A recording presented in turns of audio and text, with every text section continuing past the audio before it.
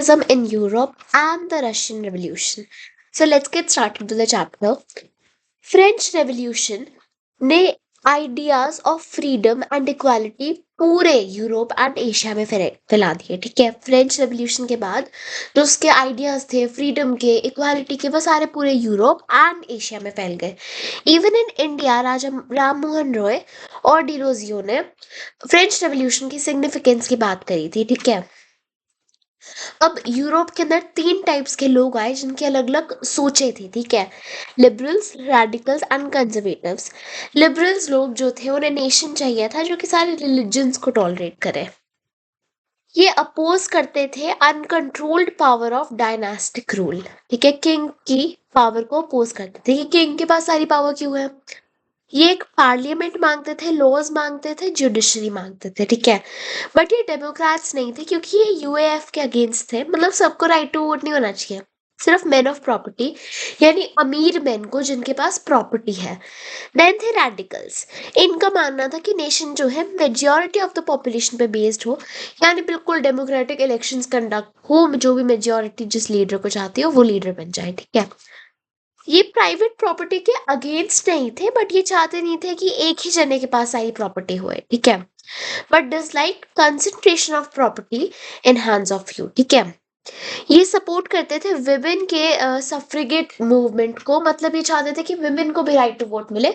ये यूएएफ के अंदर बिलीव करते थे। ठीक है, देन ये अगेंस्ट थे प्रिविलेजेस के, रिच लैंड ओनर्स के और फैक्ट्री ओनर्स के, जो इन्हें प्रिविलेजेस मिलते थे उनके ये अगेंस्ट थे। ठीक है, देन है कंजर्वेटिव्स। कंजर्वेटिव्स जो थे ये चेंज ही नहीं चाहते थे। ठीक है, ये दोनों चेंज चाहते थे। ठीक है, बट फ्रेंच रेवोल्यूशन के बाद इन्होंने भी अपना मन खोल लिया कि हाँ थोड़ा सा चेंज चाहिए, थोड़ा सा चेंज सही है, आ सकता है। ठीक है, क्योंकि फ्रेंच रेवोल्यूशन ने इतने ज्यादा आइडियाज फैला दिए थे सोसाइटी में, है ना। अब ये जो चाहते थे, ये चाहते थे कि एक बहुत ज्यादा स्लो चेंज आए, जो कि बिल्कुल स्लो प्रोसेस से आए। ठीक है, और पास्ट की रिस्पेक्ट करते हुए चेंज आए। ठीक है, ओके, अब हमारा नेक्स्ट टॉपिक है industrial society and social change. जहां पर मैंने ये डॉट्स वगैरह लगाया है, मतलब कि वो टॉपिक है। ठीक है, industrial society and social change. अब क्या हुआ, न्यू सिटीज आई, इंडस्ट्रियलाइज्ड रीजन्स डेवलप हुए, मतलब इंडस्ट्रीज आई, है ना। रेलवेज एक्सपैंड हुआ।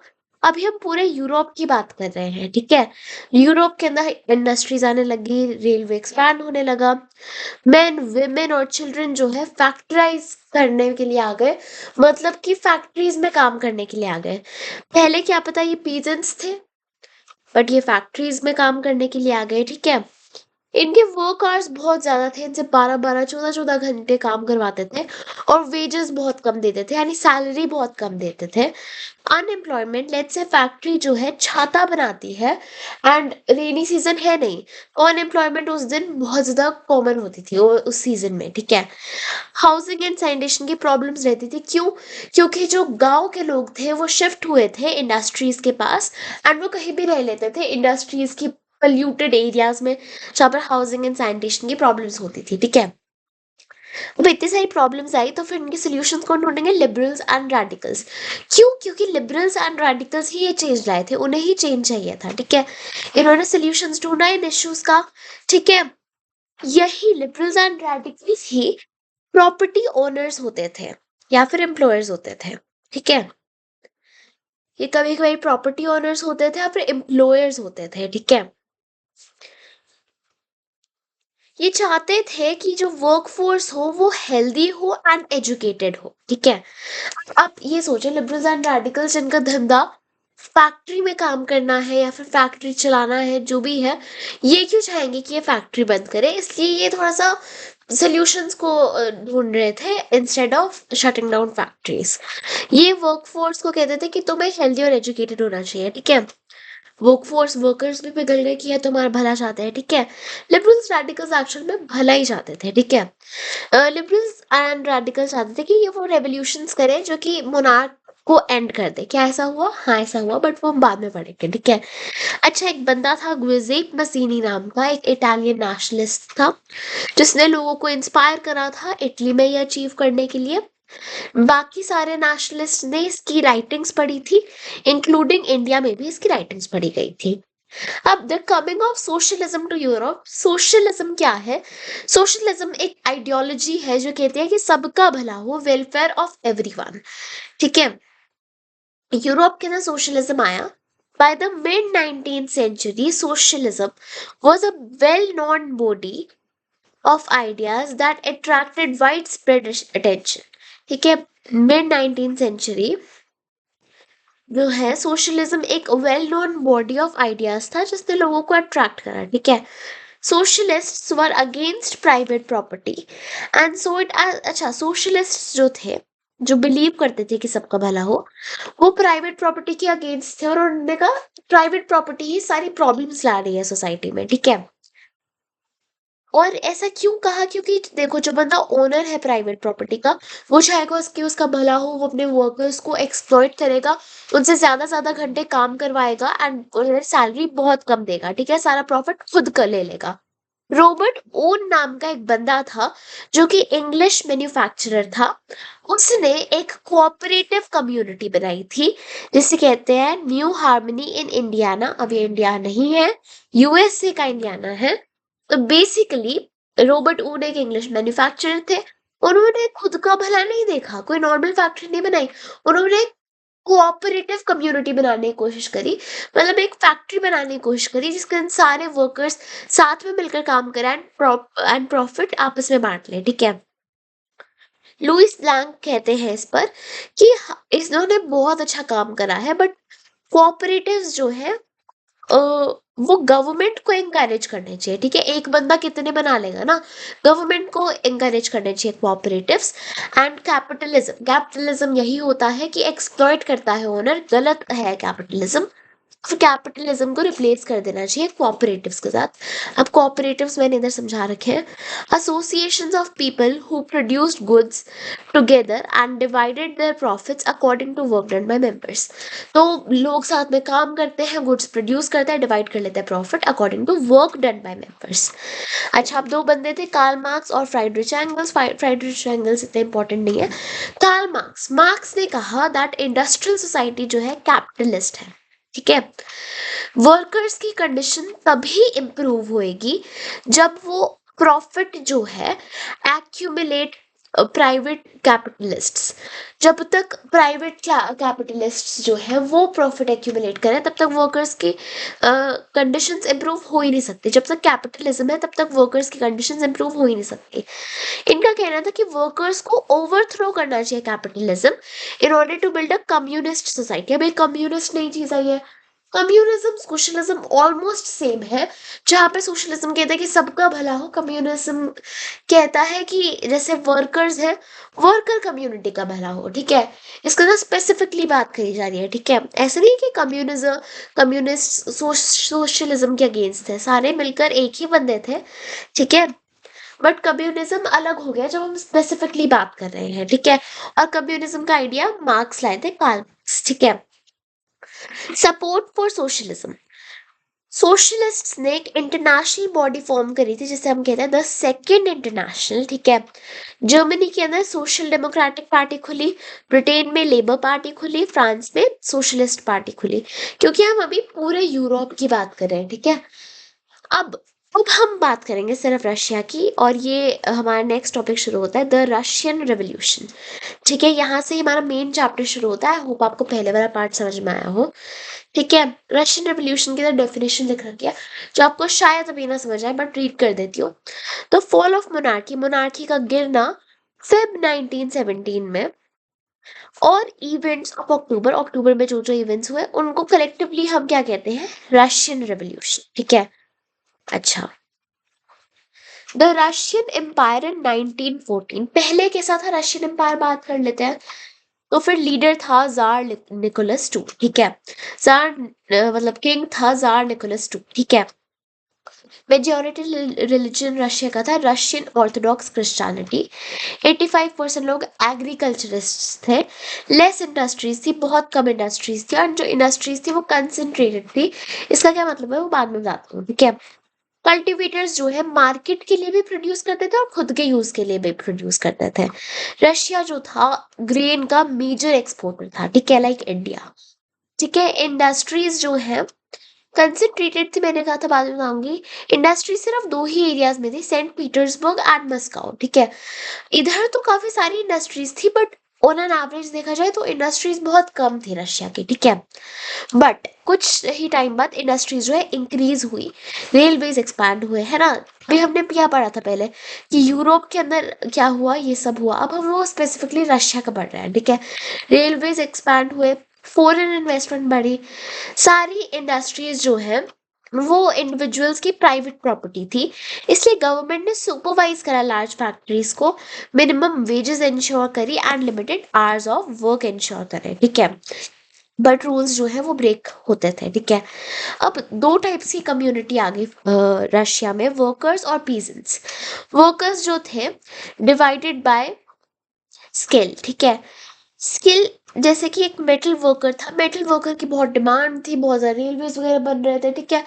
मेटल वर्कर कहते थे कि हम तो वर्कर्स कम्युनिटी के एरिस्टोक्रेसी, यानी बहुत अमीर, बहुत अच्छे हैं, ठीक है। वर्कर्स के अंदर कुछ वुमेन वर्कर्स भी थी जो कि 31% थी, बट इनको वेजेस जो है मेन से कम मिलती थी, ठीक है। विजन्स के अलावा भी ये सब यूनाइट करते थे स्ट्राइक्स के लिए, ठीक है। पीजेंट्स जो थे कमाल के लोग थे, लैंड जो है चर्च, क्राउन और नोबिलिटी ओन करती थी। इनके पास कोई रिस्पेक्ट नहीं थी, ये बिल्कुल भी अपने लैंड ओनर्स की रिस्पेक्ट नहीं करते थे, उन्हें रेंट नहीं देते थे, और ज्यादा बोले ना लैंड ओनर्स तो उनका मर्डर कर देते थे, ठीक है। मीर सिस्टम फॉलो करते थे जिसके अंदर ये लैंड को पीरियोडिकली ग्रुप करते थे, ठीक है। सारे भाई भाई मिलकर अपनी लैंड को जोड़ते थे आपस में, सारे इकट्ठे क्रॉप्स उगाते थे, एंड देन प्रॉफिट फैमिली की नीड्स के अकॉर्डिंग डिवाइड कर लेते थे, जिसकी जितनी बड़ी फैमिली हो, उसे उतने ज्यादा पैसे मिलते थे, ठीक है। अब देखो पीजेंट्स जो है उन्हें पता भी नहीं सोशलिज्म क्या है, फिर भी वो इतना सोशलिस्ट आइडिया से जी रहे हैं, ठीक है। सोशलिज्म इन रशिया क्या बोला मैंने, पॉलिटिकल पार्टीज जो थी इलीगल थी, ठीक है। द रशियन सोशल डेमोक्रेटिक फिर भी एक पॉलिटिकल पार्टी थी जो कि सीक्रेटली वर्क करती थी, ठीक है। सीक्रेटली वर्क करती थी, ठीक है। सोशलिस्ट रेवोल्यूशनरी पार्टी, ये पार्टी जो थी पीजेंट्स, बेसिकली इसी पार्टी से निकल कर आई थी सोशलिस्ट रेवोल्यूशनरी पार्टी। ये पीजेंट्स का सपोर्ट करती थी, ठीक है। ये डिमांड करती थी कि लैंड जो है पीजेंट्स को देनी चाहिए, एंड मानते थे कि पीजेंट्स जो है नेचुरली सोशलिस्ट है, ये बात मैंने आपको पहले भी बताई, है ना। फिर थे सोशल डेमोक्रेटिक्स जो कि थे बेसिकली लेनिन था। लेनिन ने कहा, क्या कहा, लेनिन बहुत इंपॉर्टेंट आदमी है, ठीक है, ध्यान से सुनना। लेनिन ने कहा कि पीजेंट जो है यूनिफाइड ग्रुप है ही नहीं, ठीक है।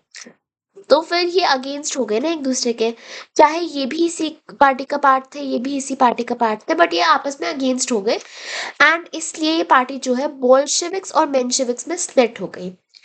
वैसे मेंशेविक्स को होना पीजेंट्स की पार्टी चाहिए था, बट ये लोग इतने ज्यादा स्ट्रिक्ट नहीं थे, इसलिए उन्होंने कहा हमारी पार्टी ओपन है, वर्कर को आना है वर्कर आ जाए, पीजेंट को आना है पीजेंट आ जाए, किसी अनएम्प्लॉयड जने को आना है वो आ जाए, ठीक है, हमें कोई फर्क नहीं पड़ता। बट बोल्शेविक पार्टी डिसिप्लिन थी, वो कहती थी सिर्फ वर्कर्स आएंगे, हम सिर्फ वर्कर्स के भले के लिए काम कर रहे हैं। इनका लीडर था व्लादिमीर लेनिन, जो कि मानते थे कि पीजेंट्स के अंदर अपने आप में बड़ी डिविजन्स हैं, ठीक है। फिर हमारा नेक्स्ट टॉपिक आता है, और ट्रिब्यूलेंट टाइम द 1905 रेवोल्यूशन। रशिया जो था ऑटोक्रेसी था, मतलब राजा का खूब रूल था, ठीक है। ईयर 1904 के अंदर प्राइसेस बढ़ गए, रियल वेजेस जो है 20% से गिर गई, ठीक है। अच्छा, 4 मेंबर्स असेंबली के 4 मेंबर्स को डिसमिस कर दिया गया था, ठीक है। इसलिए गुस्सा आ गया लोगों को, 1000 वर्कर्स जो थे सेंट पीटर्सबर्ग के, वो स्ट्राइक पे चले गए, एंड उनकी डिमांड यही थी कि वेजेस बढ़ा दो, वर्कर्स कम कर दो, है ना। इनको फादर गीपिन जो है लीड कर रहे थे, ठीक है। ये विंटर पैलेस पहुंचे, पुलिस ने इन्हें अटैक करा, 100 लोग मारे गए, 300 वाउंडेड, 600 लोग बच गए कुल मिलाकर, ठीक है। इस दिन को कहा जाता है ब्लडी संडे, ठीक है। स्ट्राइक्स जो है पूरी कंट्री में हुई, ठीक है। जार ने फिर इतनी ज्यादा स्ट्राइक्स देकर कहा कि हाँ तुम लोग डूमा बना लो, इनकी एक और डिमांड भी थी डूमा, ठीक है। डूमा क्या होता है, डूमा होता है रशियन पार्लियामेंट, ठीक है। डूमा को जो है ये किंग फिर डिसमिस करता गया, डूमा बनाने तो दी, डिसमिस कर दिया, क्योंकि डूमा जो है पार्लियामेंट जो है किंग के अगेंस्ट जा रही थी। फिर इसने क्या करा, डूमा के अंदर सारे कंजर्वेटिव्स भर दिया, अपने रिश्तेदार भर दिए जो कि किंग की सारी बातें मान लेते थे, हाँ जी हाँ जी हाँ जी कर कर, ठीक है। तो ये तो इसने गलत करा, और कोई लिबरल रेडिकल बेवकूफ नहीं था, उन्हें सब समझ आ रहा था, ठीक है। फिर हुई फर्स्ट वर्ल्ड वॉर एंड हम देखेंगे रशियन एम्पायर ने क्या क्या करा, अंदर क्या क्या हुआ रशियन एम्पायर के, है ना। जो फर्स्ट वर्ल्ड वॉर थी वो 1914 से लेकर 1918 तक चली थी। ये थी सेंट्रल पावर्स और अलाइड पावर्स के बीच में। सेंट्रल पावर्स में थे टैग, ठीक है, मैंने इनका पूरा नाम नहीं बल्कि अभी वाला नाम लिखा है, Turkey, Austria, Germany. Allied powers में थे ब्रिटेन, फ्रांस, रशिया, यूएसए बाद में आ गया था, ठीक है। जार जो है उसने कहा कि मैं डुमा की बात नहीं मानूंगा, मैं पार्लियामेंट की बात नहीं मानूंगा, ठीक है। सिंस इनकी लड़ाई जर्मनी के अगेंस्ट थी तो फिर इन्होंने सेंट पीटर्सबर्ग का नाम पेट्रोग्राड रख दिया, क्योंकि सेंट पीटर्सबर्ग एक जर्मन नेम था। एंड एक और मजे की बात, जो हमारी रशियन किंग जो था हमारा जार निकोलस, उसकी पत्नी थी जरीना अलेक्जेंड्रा, वो खुद जर्मनी से थी, है ना। एंड उसके साथ एक मोंग घूमता था, ऐसे बाबा बूबा घूमता था, जिस जो था रास्पुतीन, ठीक है। रास्पुतीन थोड़ा सा मिस्टीरियस टाइप का बंदा था, ठीक है। लोगों को ना रास्पुतीन के बारे में पता था और जरीना को हेट करने लगे थे बिकॉज वो जर्मनी थी एंड वो इसके साथ घूमती रहती थी, ठीक है। एंड इसलिए लोग इन्हें हेट करने लगे थे। 7 मिलियन कैजुअलिटीज हुई फर्स्ट वर्ल्ड वॉर में, बहुत लड़ाई हुई, 7 मिलियन कैजुअलिटीज हुई, मतलब 7 मिलियन लोग मारे नहीं गए, इसका मतलब है 7 मिलियन लोगों में से कोई मरा, कुछ के इंजर हुआ, ठीक है, कुछ ना कुछ हुआ। 3 मिलियन रेफ्यूजीज, मतलब इतना ज्यादा क्रॉप इंडस्ट्रीज, घर खराब हुए, आग लगी, है ना, जिसकी वजह से 3 मिलियन लोगों को भागना पड़ा। बेसिकली भागने का क्या मतलब है, अपने घर छोड़कर कहीं और जाना पड़ा, ठीक है। War had a severe impact on industries. Country जो है was cut off from other suppliers. अच्छा, अब उन्हें और भी सप्लाईज मिलते थे बॉल्टिक सी से, जिस पर जर्मनी ने कब्जा कर लिया था, तो फिर उन्हें खाना खुना मिल ही नहीं रहा था, इंडस्ट्रीज तो खराब ही हो गई थी एकदम, ठीक है। ग्रेन के लार्ज सप्लाईज जो भी बचता था वो सब आर्मी को खाना खिलाने के लिए भेज देते थे, इसलिए नॉर्मल लोगों को तो ब्रेड और फ्लावर मिल ही नहीं रहे थे, ठीक है। ब्रेड शॉप्स के अंदर राइट्स जो है कॉमन थी, यानी लड़ाइयाँ कॉमन थी, एंग्री वुमेन लड़ने लग जाती थी, ठीक है, शॉपकीपर से। फिर आया February revolution in Petrograd. Petrograd क्या है, सेंट पीटर्सबर्ग का नाम पेट्रोग्राड रख दिया था। सेंट पीटर्सबर्ग भी जिन बेवकूफ़ों को नहीं याद, सेंट पीटर्सबर्ग और मस्काओ वो एरियाज थे जिसके अंदर इंडस्ट्रीज जो थी भारी मात्रा में थी, ठीक है। Okay, the February revolution in Petrograd. Winter 1917 के अंदर, हाँ मैं आपको सिचुएशन दिखाती हूँ क्या थी। रिवर नेवा बहती थी, रिवर नेवा के राइट साइड यानी उसके राइट बैंक पर सारे वर्कर्स, फैक्ट्रीज वगैरह का एरिया था, ठीक है, लेस डेवलप्ड एरिया। और लेफ्ट बैंक में फैशनेबल एरियाज होते थे, विंटर पैलेस होता था, ऑफिशियल बिल्डिंग्स होती थी, डुमा होता था, ठीक है। फेब 1917 के अंदर फूड शॉर्टेजेस हुई, ठीक है।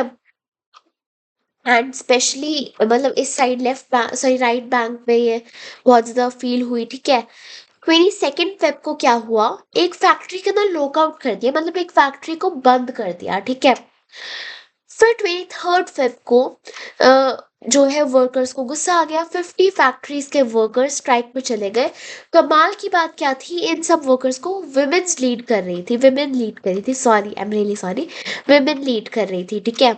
इसलिए इस दिन को हम इंटरनेशनल विमेंस डे कहकर भी मनाते हैं, ठीक है, this is the reason only, ठीक है। ये सारी विमेंस जो है इन सारे वर्कर्स को लेकर गई सेंटर ऑफ कैपिटल, कैपिटल किसको कहा है, सेंट पीटर्सबर्ग को यानी पेट्रोग्राड को, नेव्स्की प्रोस्पेक्ट था सेंटर, ठीक है। गवर्नमेंट ने कर्फ्यू इम्पोज कर दिया, इतना ज्यादा केओस क्रिएट कर दिया था इन विमेन ने, ठीक है। 24 एंड 25 फेब को वापस आ गए क्योंकि इन्हें कोई फर्क नहीं पड़ता कर्फ्यू से, ठीक है। गवर्नमेंट ने इस बारी कैवलरी को बुलाया, पुलिस को बुलाया कि इन पर आंख रखो, ठीक है। 25 फेब को गवर्नमेंट ने डूमा सस्पेंड कर दी। 26 फेब को ये लोग जो है लेफ्ट बैंक पे गए, गवर्नमेंट ने कैवलरी को बुलाया, ठीक है। बट कैवलरी ने कह दिया कि हम इन पे फायर ही नहीं करेंगे, हम तुम्हारी साइड है ही नहीं, गैंग जाओ तुम मर, हम इनकी साइड पर है, ठीक है। तो सोल्जर्स और वर्कर्स ने अपना हाथ शेक किया एंड इन्होंने साथ मिलकर सोवियत बनाई, ठीक है, जिसे हम कहते हैं पेट्रोग्राड सोवियत, ठीक है। Military commander advised him to abdicate. Military commanders ने कहा कि जार तेरे साथ तो बहुत बुरा हो रहा है, तो भाग जा, ठीक है। और जार ने बात मान ली डरकर, वो तो 2 मार्च को एब्डिकेट कर गया, भाग गया, ठीक है। फिर क्या हुआ, प्रोविजनल गवर्नमेंट बनी, Soviet leaders and Duma leaders ने मिलकर ये गवर्नमेंट बनाई, ठीक है। फेब्रुअरी के बाद क्या हुआ, अब प्रोविजनल गवर्नमेंट ने क्या क्या करा, पब्लिक मीटिंग्स पर रेस्ट्रिक्शंस हटा दी, एसोसिएशंस बन सकते हैं। पहले पॉलिटिकल पार्टीज इलीगल थी बट वो स्टिल सीक्रेटली काम करती थी, अब अलाउड है, ठीक है। और यूएएफ या फिर यूएएस प्रोवाइड करा इन्हें, ठीक है। यानी सब वोट कर सकते हैं, चाहे वो वुमेन हो चाहे वो मैन हो, ठीक है। अप्रैल 1917 में क्या हुआ, ये बंदा वापस आ गया, ठीक है। कहाँ से आया, अपनी एग्जाइल से, इसको बाहर भेज दिया गया था, या फिर ये डर कर भी बाहर गया था, ठीक है। क्योंकि देखो, किंग से ऐसे हुआ था, ठीक है, वो हमारे चैप्टर में नहीं है।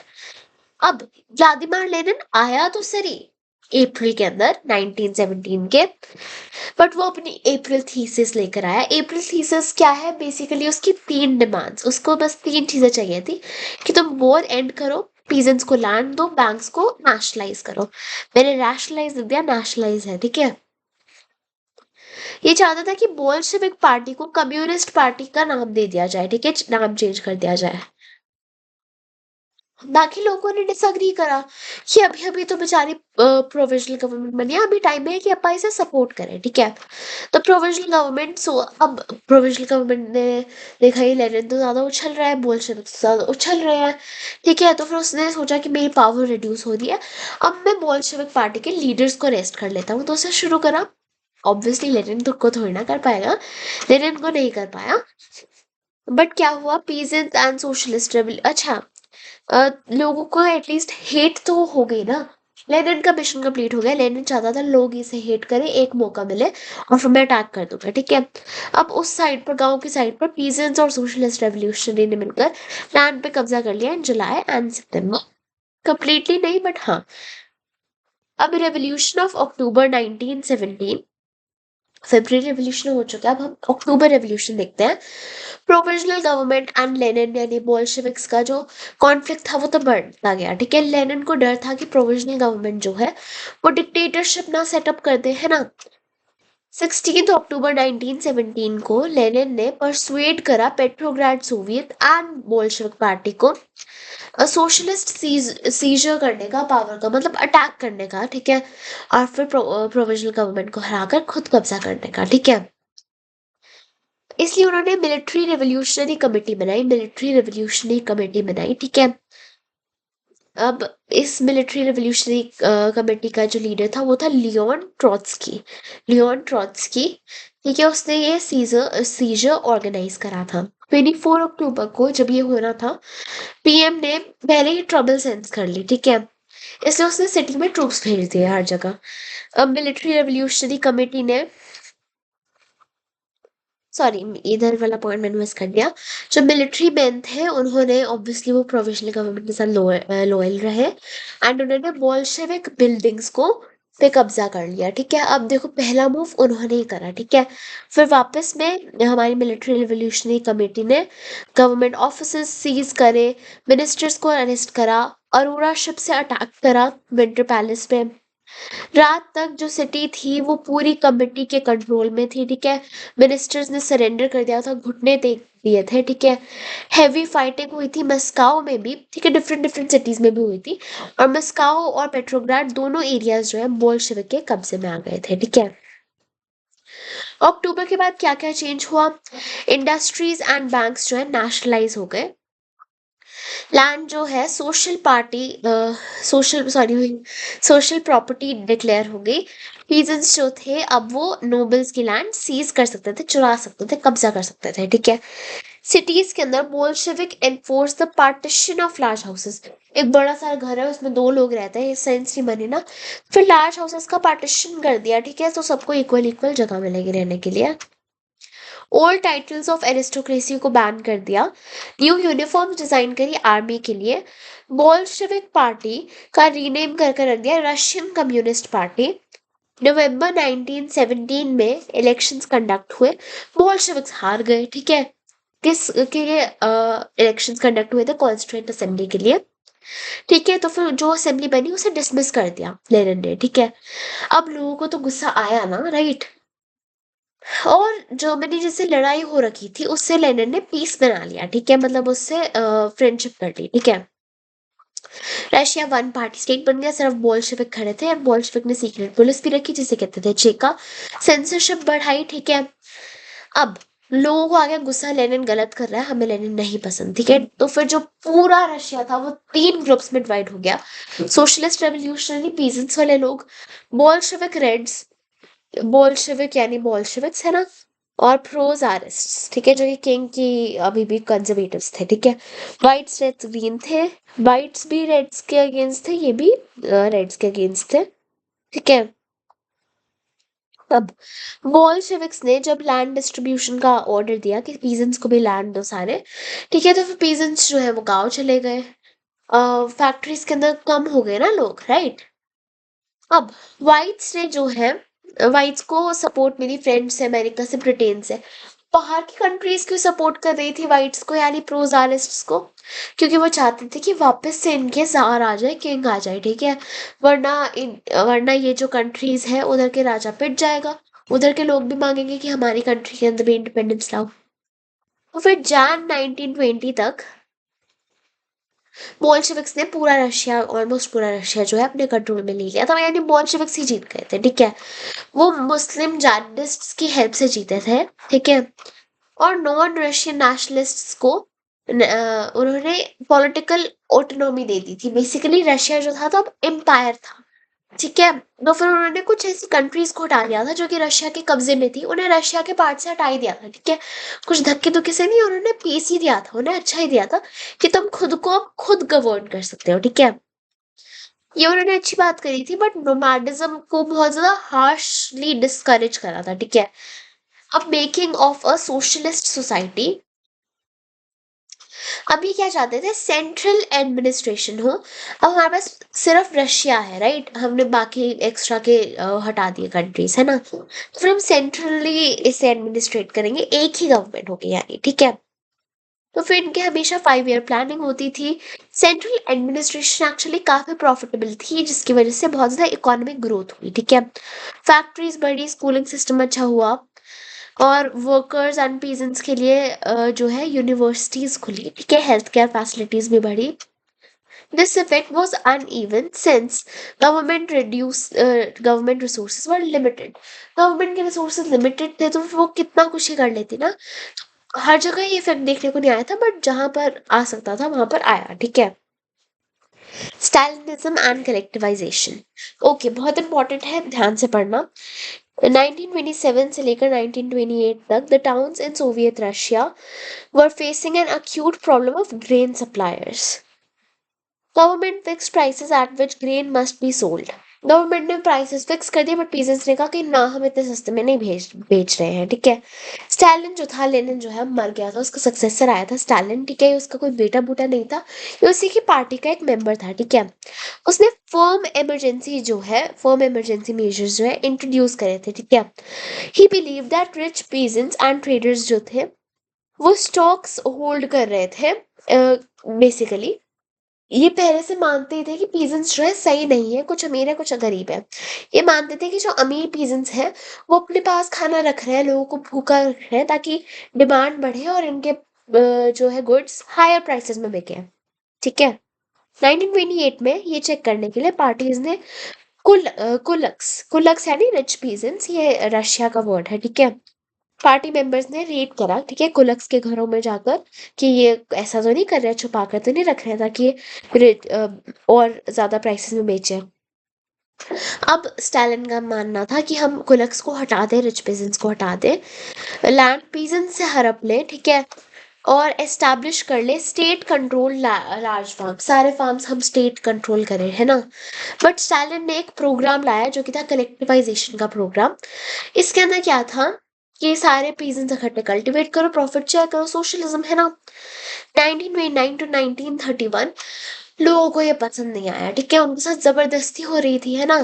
तो फिर ये अपनी ही कैटल को मारना शुरू कर गए, ठीक है, ये अपनी कैटल को मारते गए, और number of cattle fell by 1/3, 1/3 cattle होगी, राइट। लेट्स से 1/3 का मतलब आपको पता ही है, समझा के रही हूँ। Those who resisted collectivization were severely punished. जो कि रेजिस्ट करते थे इस प्रोग्राम को, कलेक्टिवाइजेशन को, उन्हें पनिश करा गया, उन्हें देश से भेज देता था बेसिकली, ठीक है। ये आर्ग्यू करते थे दैट अच्छा, अब क्या करा, पीजेंट्स जो थे उन्होंने कहा कि हम रिच नहीं है, ठीक है, ना ही हम सोशलिज्म के अगेंस्ट हैं, हमें बस ये पसंद नहीं आया, ठीक है। स्टालिन ने ये सुनकर कह दिया कि चलो ठीक है, तुम इंडिपेंडेंट कल्टिवाइजेशन कर लो, सॉरी कल्टिवेशन कर लो, ठीक है, तुम अपने अपने खेत में काम कर लो। बट फिर इन कल्टिवेटर्स जो कि अकेले अकेले काम करते थे उनको अनसिम्पथेटिकली ट्रीट करा जाता था, बहुत बुरी तरह ट्रीट करते थे, ठीक है। फिर एक फेमाइन हुई, ठीक है, जिसके अंदर 4 मिलियन लोग मारे गए, ठीक है। स्टालिन के खुद के लोग ही क्रिटिसाइज करते थे कलेक्टिवाइजेशन के प्रोग्राम को, बट आपको पता ही नहीं, स्टालिन बहुत डरावना बना था, सारे डरते थे, ठीक है। स्टालिन ने इन क्रिटिक्स को जो है, इनमें से 2 मिलियन लोगों को प्रिजन में डाल दिया, लेबर कैंप्स पे छोड़ दिया, ठीक है। इनको टॉर्चर किया गया और इन्हें कहा कि तुम कन्फेस करो कि तुमने गलत करा, एंड देन कन्फेशन के बाद इन्हें एग्जीक्यूट कर दिया जाता था, मार दिया जाता था, ठीक है। अच्छा, अब हमारा लास्ट टॉपिक है, ठीक है, फुल जोश से पढ़ो एंड देन ये चैप्टर खत्म हो जाएगा। The global influence of Russian revolution and the USSR. Okay, कुछ कंट्री, काफी कंट्रीज में एक्चुअली कम्युनिस्ट पार्टी फॉर्म हुई, ठीक है, जैसे कि ब्रिटेन के अंदर फॉर्म हुई कम्युनिस्ट पार्टी, ठीक है, कम्युनिस्ट पार्टी ही नाम था इसका, ठीक है। अ, एक इंटरनेशनल यूनियन फॉर्म हुआ, ठीक है, बोल्शेविक पार्टीज का, इसका नाम है कॉमिंटर्न, ठीक है, कॉमिंटर्न बोलेंगे इसे, जो भी इसकी प्रोनाउंसिएशन है वो देख लेना, कोई फर्क नहीं पड़ता, बस स्पेलिंग याद होनी चाहिए। एजुकेशन जो थी यूएसएसआर की कम्युनिस्ट यूनिवर्सिटी से लेते थे, आप ले सकते हो, मतलब आप नहीं, वो ले सकते थे, ठीक है, अवेलेबल था। सेकेंड वर्ल्ड वॉर तक यूएसएसआर जो था एक पॉपुलर ग्लोबल फेस बन गया था सोशलिज्म का, ठीक है, उन्होंने अपनी वर्ल्ड में अच्छी पोजीशन बना ली थी। अ background country had become a great power, a backward country मतलब एक पुराने सोच की कंट्री, बहुत ज्यादा अच्छी ग्रेट पावर वाली कंट्री बन गई थी, ऐसा लोगों का मानना था, उनका खुद का भी यही मानना था। अच्छा, अब हर कंट्री में सोशलिज्म के आइडियाज आए, ठीक है, बट वो रीथॉट होकर आए, सब अपने अपने तरीके का सोशलिज्म लाए। आप अगर किसी भी अपने कजन वगैरह से या फिर कोई भी भाई बहन से कुछ कॉपी करने की कोशिश करोगे, या फिर किसी भी रैंडम चीज से कुछ कॉपी करने की कोशिश करोगे, आप उस चीज को अपने तरीके का बनाओगे जो आपके सिस्टम से सूट करता है, ठीक है। सारे अपना अपना सोशलिज्म लाए, बट जो आइडिया था वो इसी रशियन रेवोल्यूशन से आया था। So with this we complete our chapter. I hope you like the video. If you did, subscribe to my channel. I will see you guys in the next video. तब तक के लिए take care and bye bye.